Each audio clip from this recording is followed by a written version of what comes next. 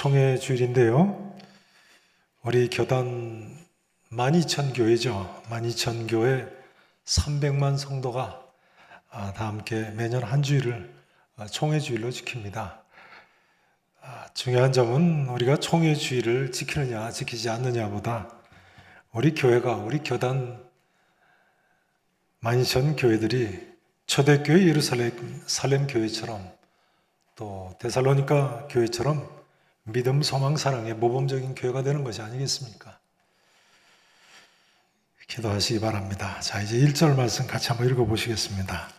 이사야서 40장 1절 말씀 같이 함께 읽어보십니다.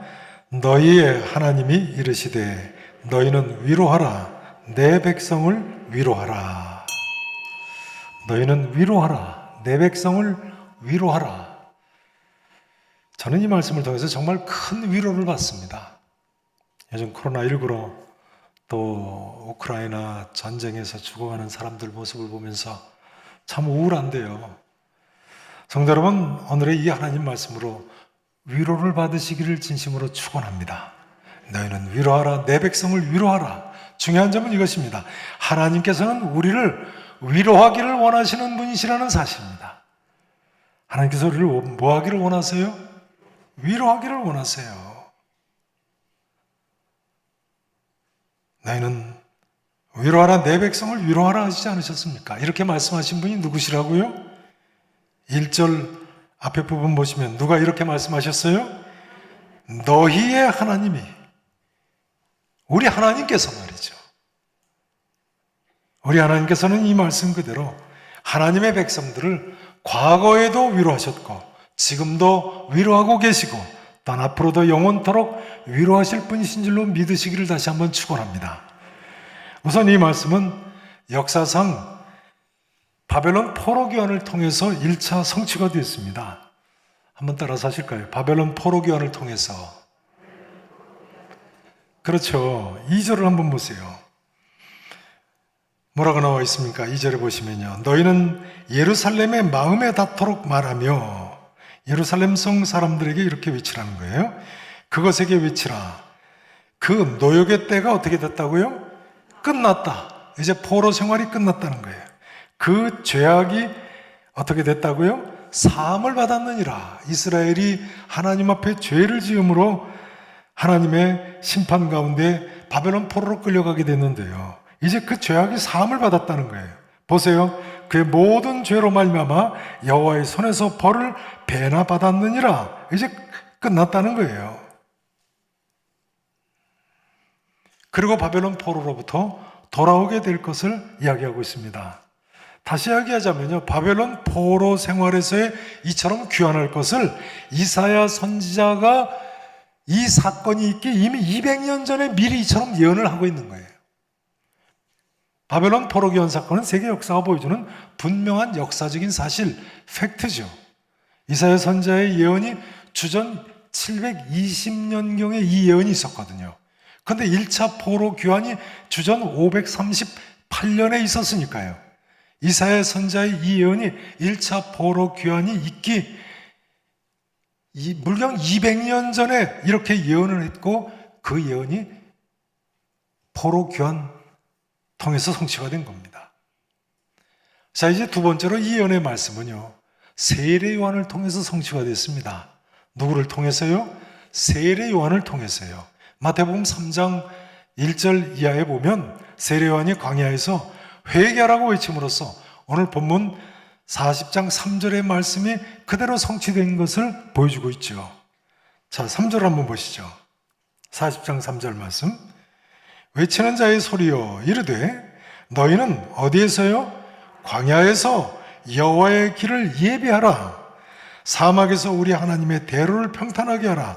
골짜기마다 도두어지며 산마다 언덕마다 낮아지며 고르지 아니한 곳이 평탄하게 되며 험한 곳이 평지가 될 것이요. 자, 그다음 같이 읽으십니다. 시작.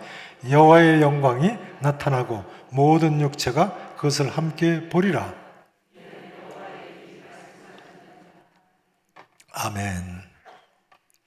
세례 요한이요, 이 예언의 말씀대로 유다 광야에서 낙타털 옷을 입고 메뚜기와 석청을 먹으면서 회개하라고 외쳐서 예수 그리스도 메시아의 오시는 길을 예비했습니다. 그러니까 사막에서 우리 하나님 대로를 평탄하게 하라. 골짜기마다 도도지며 산마다 언덕마다 낮아지며 고르지 아니한 것이 평탄하게 되며 험한 것이 평지가 될 것이라는 예언은 상징적인 의미인 겁니다. 세례요한 광야에서 죄를 회개하라고 천국이 가까이 왔느니라고 외침으로써 예수 그리스도의 오시는 길을 예비한 거예요. 또한 예수님의 하나님의 아들, 세상 죄를 지고 가는 하나님의 어린 양인 것을 증언함으로써 많은 사람들에게, 특별히 하나님 백성들을 위로한 말씀인 것입니다. 자, 이제 너희는 위로하라, 내 백성을 위로하라는 이 말씀은 세 번째로 예수 그리스도를 통해서 성취가 됐습니다. 여러분, 예수님은 이 땅에 우리를 위로하기 위해서 오신 분이세요. 예수님 이 땅에 왜 오셨다고요? 위로하기 위해서 오셨어요. 예수님의 또 다른 이름은 위로자라는 뜻을 가진 보혜사이십니다. 예수님의 또 다른 이름이 뭐라고요? 보혜사. 본래 예수라는 이름은 자기 백성을 저희 죄에서 구원하신다는 그런 뜻이죠. 또 다른 이름은 위로자라는 의미를 갖는 보혜사이세요. 그러므로 요한복음 14장 16절에서 예수님께서 십자가에 돌아가시기 전날 밤에 보혜사 성령님이 이 땅에 오실 것을 미리 말씀하시면서 뭐라고 말씀하십니까? 내가 아버지께 구하겠으니 그가 또 다른 보혜사를 너에게 주사 영원토록 너희와 함께 있게 하시리라. 그는 진리의 영이라고 하셨습니다. 또 다른 보혜사를 보내시겠다. 그러니까 보내실 또 다른 그 보혜사는 진리의 성령님이죠. 그럼 애초에 있는 보혜사는 누굽니까? 예수님이세요. 애초에 보혜사가 누구시라고요? 예수님이세요. 틀림없습니다. 그래서 요한일서 2장 1절에 보면 예수님의 수제자 사도 요한이 이렇게 가르치고 있습니다.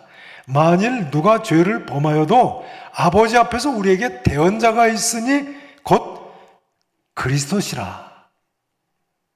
성경 찾지 마시고 전면의 스크린을 보세요. 만일 누가 죄를 범하여도 아버지 앞에서 우리에게 누가 있다고요? 대언자가 있다고요. 그분이 누구시라고요? 예수 그리스도시라고요. 여기 대언자가 헬라어 성경에 의하면 요한복음 14장 16절에 보혜사와 같은 헬라어 단어 파라클레토스라는 단어로 되어 있습니다. 보혜사라는 뜻이에요.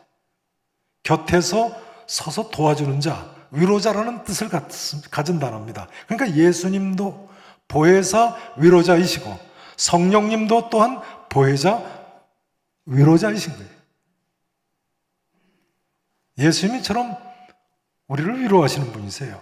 그래서 핸델이 예수님을 찬양한 메시아 첫 곡이 서곡 다음에 내 백성을 위로하라죠. 제목이 내 백성을 위로하라예요. 핸델이 그 유명한 오라토리오 메시아에서 구약 성경에 예언된 메시아의 내용 중에 첫 번째로 바로 오늘 본문 이사야서 40장 1절의 이 구절을 뽑아서 사용하고 있는 거예요. 내 백성을 위로하라.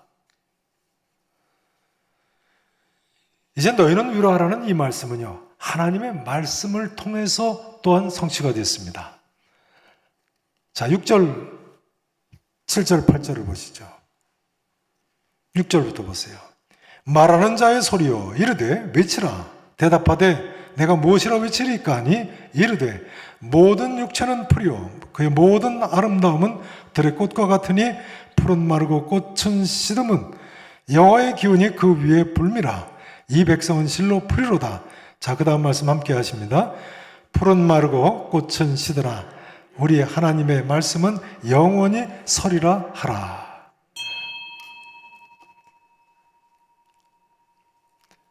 우리 하나님의 말씀은 어떻게 선다고요? 영원히 선다고요. 우리는 이 영원하신 하나님의 말씀을 통해서 위로를 받고 위로를 할 수 있는 것입니다. 여러분, 하나님께서 내 백성을 위로하라고 하셨는데 여기 백성들이 어떤 백성들입니까? 그야말로 풀과 같은 인생들이, 모든 육체는 풀이고 그 모든 아름다움 들의 꽃과 같다고요.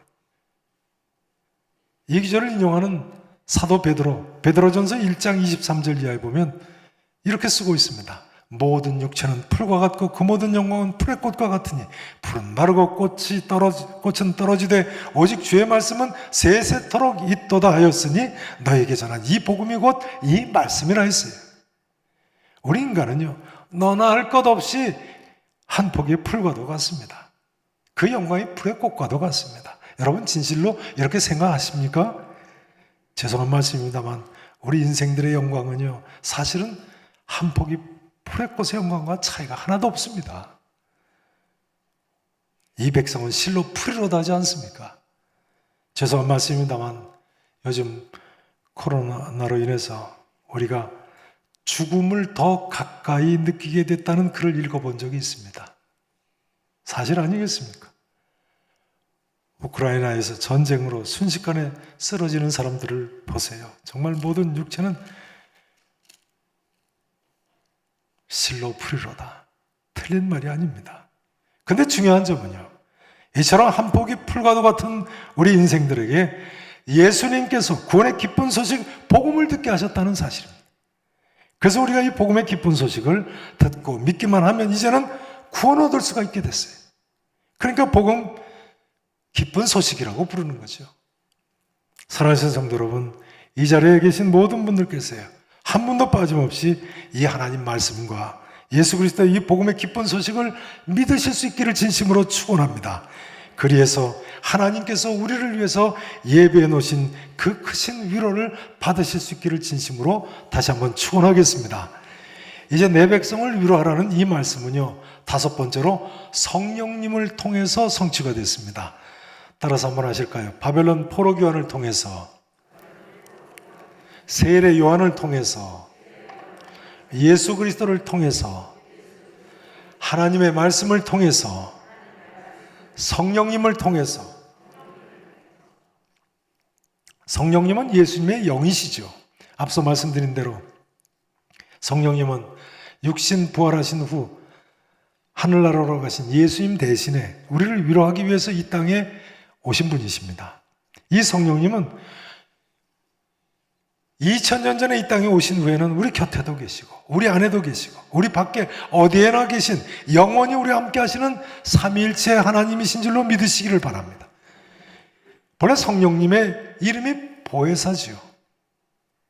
파라클레토스, 곁에서 위로하시는 분이라고 방금 전에 말씀드렸죠. 한자로 보혜사, 그렇게 부르는 겁니다. 영어로는 대문자 C를 써서 컴포터, 위로자라는 고유명사로 사용을 하고 있습니다. 여러분, 코로나19로 아무리 힘들고 어렵다고 하실지라도요, 이 위로자가 되시는 성령님을 매 순간 의지하시면서 사시기를 바랍니다. 우리의 위로자가 되시는 성령님께서 성도 여러분의 심령과 가정과 우리 교회와 우리나라에 큰 위로를 베푸시기를 진심으로 다시 한번 축원하겠습니다. 이제 이 말씀은 여섯 번째로요, 신약시대 성도들을 통해서 성취됐습니다. 틀림없습니다. 오늘 우리들 신약시대 성도들은요, 위로하는 일, 위로하는 사역을 하는 사람들입니다. 성도 여러분, 그동안 얼마나 이 위로의 사역을 잘 감당하셨는지요. 요즘 코로나19로 또 우크라이나 전쟁으로 게다가 동해안 또 산불까지 나서 너무나 많은 분들이 어려운데요. 여러분 얼마나 이 위로의 사역을 잘 감당하고 계신지요. 인생은 광야길과도 같다고 하고 황해길로도 비유하죠. 우리 중에는 그런데 광야에서 흡사 길 잃어버린 것 같은 분들도 있고 황해길에서 풍랑을 만난 것 같은 분도 있습니다. 망망대해에서 심지어 일업현조, 광풍 만난 것 같은 분도 있어요. 우리 주위에도 극심한 고난을 겪으신 분들이 얼마나 많으신지. 그러나 여러분, 우리 모두가 하나님께서 예비하신 이 위로를 받고 거기에 멈추는 것이 아니라 모든 우리의 주위 사람들에게 이 위로의 사역을 베풀 수 있어야 되겠습니다. 40장 9절 말씀을 보세요. 오늘 그 다음 9절 말씀을 같이 한번 큰 소리로 읽어보시죠. 자, 9절 말씀 함께 읽으십니다. 아름다운 소식을 시온에 전하는 자여, 너는 높은 산에 오르라. 아름다운 소식을 예루살렘에 전하는 자여, 너는 힘써 소리를 높이라. 두려워하지 말고 소리를 높여.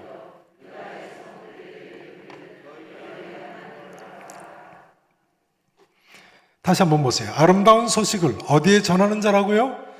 시온성, 예루살렘 성에 전하는 자요. 이런 뜻이죠. 너는 어디에 오르라고요? 높은 산에 오르라. 왜 높은 산에 올라가나요? 이것은요, 당시에 전령들이 소식을 빨리 전하기 위해서 높은 산에 있는 봉화대에 또는 파수대 같은 데 올라가는 것이 그 배경입니다. 아름다운 소식을 시온에 전하는 자요. 자, 이 소식 어디에서부터 출발하는 소식이에요? 1차적으로는 바벨론 포로 귀환이니까요. 바사 제국의 수도 고레스 황제가 포로 귀환을 명령한 그 소식을 예루살렘 성에 빨리 전하기 위해서 전령이 산 꼭대기에 올라가는 거예요. 바로 그 모습을 이야기합니다. 예루살렘에 전하는 자요, 아름다운 소식을 예루살렘에 전하는 자요, 너는 높은 산에 올라서 힘써 소리를 높이라. 두려워하지 말고 소리를 높여. 어디에게 이른다고요? 유다의 성읍들에게 이렇게 외치라는 거예요. 너희의 하나님을 보라고 하라. 하나님이 약속하신 대로 우리를 마침내 포로 생활에서부터 돌려보내시고 계시다. 여러분, 우리 모두는 이처럼 아름다운 소식, 복음을 가진 사람들입니다. 원래 복음이라는 단어가 전쟁에서의 승리의 소식이죠. 이제 우리 모두가 이 아름다운 복음의 기쁜 구원의 소식을 마음껏 전하고 후회 없이 살 수 있어야 되겠어요. 너는 높은 산에 오르라. 너는 힘써 소리를 높이라. 두려워하지 말고 소리를 높여 너희 하나님을 보라 하라. 이것은 다른 사람에게 한 이야기가 아니라 바로 오늘 우리에게 하시는 하나님의 말씀인 줄로 받아들이시기 바랍니다. 저는 오랫동안 암으로 고생하시다가 돌아가시게 된 저희 교회 권사님 남편 집사님을 돌아가시기 직전에 병원으로 신방 갔을 때 그 집사님께서 저한테 하신 말씀을 잊을 수가 없습니다. 제가 그때 병원을 향해 가면서요, 속으로, 야, 집사님이 이제 암으로 마지막 돌아가시게 되셨는데 혹시라도 믿음이 흔들리시면 어떻게 하나, 그런 걱정을 하면서 병원을 향해서 갔습니다.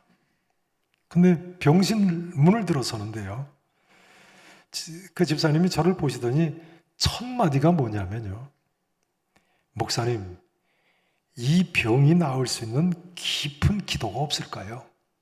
그러시는 거예요. 이 병이 나을 수 있는 깊은 기도가 없을까요?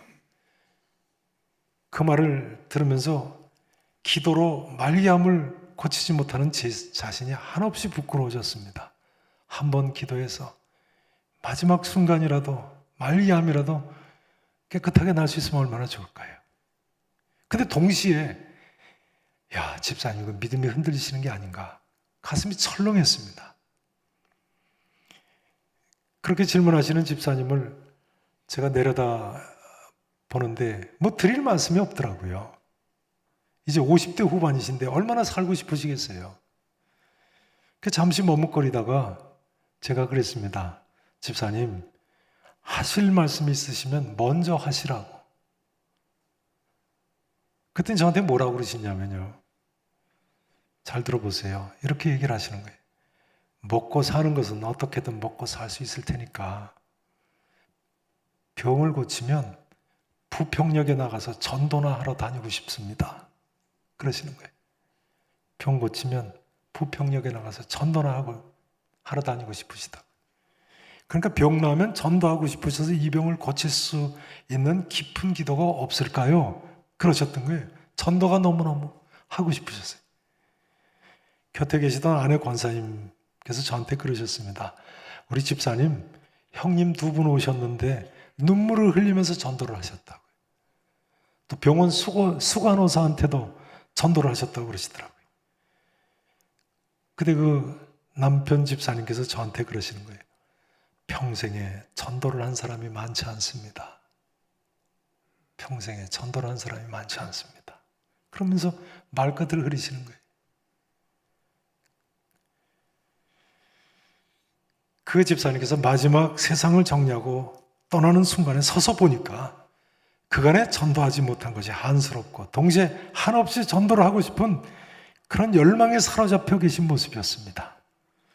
여러분 어떻게 생각하십니까? 우리가 마지막 세상 떠날 때까지 가장 유효한 것이 무엇이겠습니까? 우리가 마지막까지 후회 없는 삶을 살려면 어떻게 살아야 한다고 생각하십니까? 저는요, 그것은 구세주 예수 그리스도를 전하는 것뿐이고 구원의 이 기쁜 소식, 복음을 전하는 것이고 전도하는 것이라고 확신합니다. 마지막 세상 떠날 때야 세상에 쌓은 재물, 높은 지위, 심지어 가족, 친척, 친구까지 그 모든 것이 다 무슨 도움이 되겠습니까? 틀림없지요.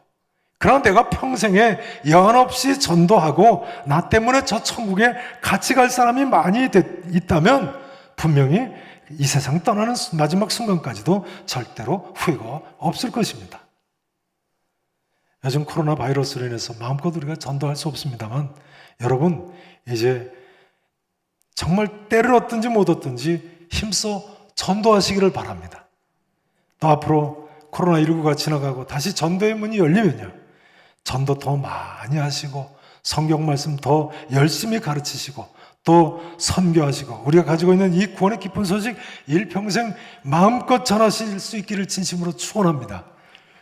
너는 힘써 소리를 높이라. 두려워하지 말고 소리를 높여 너희 하나님을 보라 하라. 온 세상 사람들이 코로나19라는 극한 전염병과 전쟁과 지진과 가뭄과 기근, 정말 고통스러운 길을 가고 있습니다. 우리가 그럼에도 불구하고 먼저 우리 하나님을 바라보고, 아니 하나님만 바라보고 말이죠, 다른 모든 사람들에게 우리 하나님만 바라보게 하실 수 있기를 진심으로 축원합니다. 너희는 나를 보라. 그리하면 어떻게 될 것이라고요? 너희는 나를 찾으라. 그러면 어떻게 될 것이라고요? 살 것이라고요.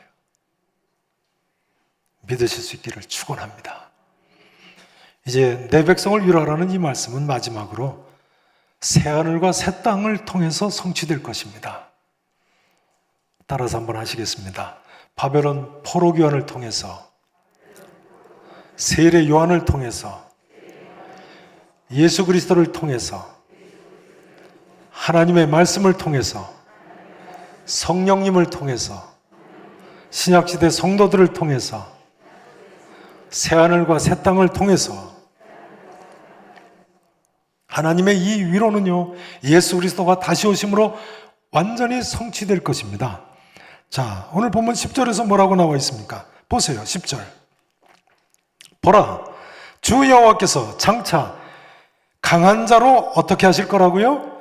임하실 것이라고요. 그 다음 보세요. 친히 그의 팔로 임하셔서 다스릴 것이라는 거예요. 보라, 무엇이 그에게 있어요? 상급이 그에게 있고, 무엇이 그의 앞에 있어요? 보응이 그의 앞에 있을 것이며. 자, 11절 말씀 함께 읽으십니다. 함께 읽으십니다.